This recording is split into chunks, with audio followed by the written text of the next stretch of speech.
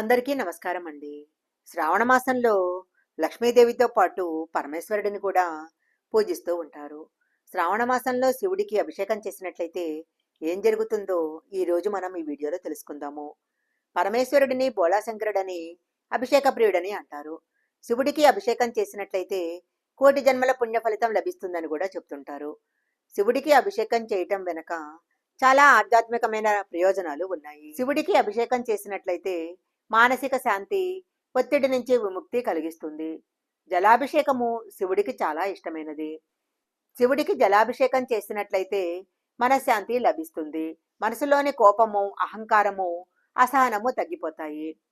ఓం నమ శివాయ అనే మంత్రంతో పరమేశ్వరునికి అభిషేకం చేసేటప్పుడు ఓం నమ శివాయ అనే మంత్రాన్ని పఠిస్తూ అభిషేకం చేసినట్లయితే గత జన్మలలో చేసిన దోషాలన్నీ తొలగిపోతాయి.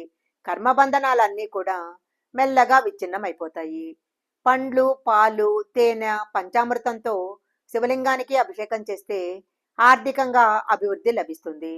బెల్లంతో కనుక అభిషేకం చేసినట్లయితే ఆర్థిక కష్టాలు తొలగిపోతాయి.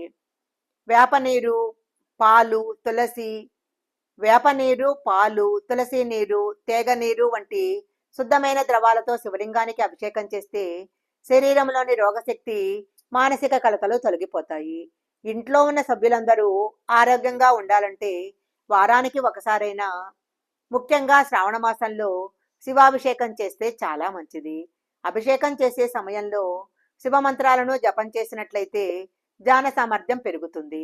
ఓం త్రయంబకాయ నమః, ఓం మహేశ్వరాయ నమః, ఓం నమ శివాయ వంటి మంత్రాల వల్ల అంతరాత్మ శాంతించడమే కాకుండా మంచి ప్రయోజనాలు ఏర్పడతాయి.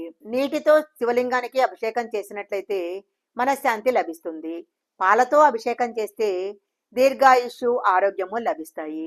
తేనెతో శివుడికి అభిషేకం చేసినట్లయితే సమాజంలో గౌరవాన్ని పొందవచ్చు. పంచామృతంతో శివుడికి అభిషేకం చేసినట్లయితే మంచి శుభ ఫలితాలు కలుగుతాయి. బెల్లం నీటితో శివుడిని అభిషేకం చేస్తే ఆర్థిక సమస్యలు తొలగిపోతాయి. బిల్వపత్రంతో శివుడికి పూజ చేసినట్లయితే సకల కోరికలు తీరుతాయి.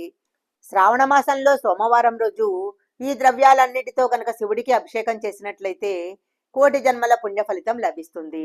మాస శివరాత్రి, మహాశివరాత్రి, కార్తీక మాసము ఇలాంటి రోజుల్లో శివుడికి అభిషేకం చేసినట్లయితే చాలా మంచిది. ప్రతిరోజు ఉదయము 6 గంటల నుంచి 8 గంటల మధ్యలో కానీ, సాయంత్రం 5:30 నుంచి 7:30 మధ్యలో కానీ శివుడికి అభిషేకం చేసినట్లయితే శివానుగ్రహం కలుగుతుంది.